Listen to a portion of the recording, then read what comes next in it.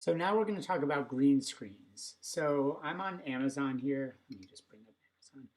And I just did a search for green screens, and you can get them for $40, $150, $20.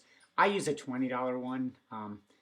There are some pretty cool things for more money, but there's no need. Even this $12 one is probably fine. And You don't really need lights. I just have hardware store lights, and I just put them on my walls behind um, my computer monitor, just so I have two lights just so I'm hitting each side of my face. And so the way you want to set up green screen on OBS is you click on video capture device, and there's these filters. When you click on filters, the main one that for green screen is just chroma key.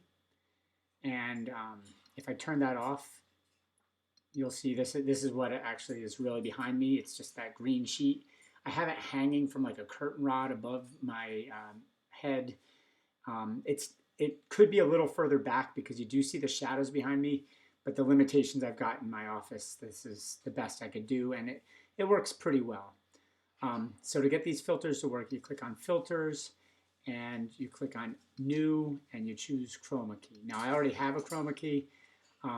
I matched a green that was a little closer than the default green, but just start with default green. If it's a little blurry, you can try to select a slightly different one.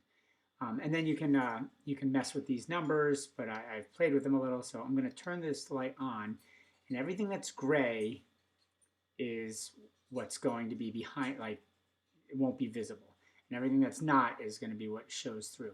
Now I've got these little light things here, and you can say, okay, I want to make it more or less, but then you start to disappear.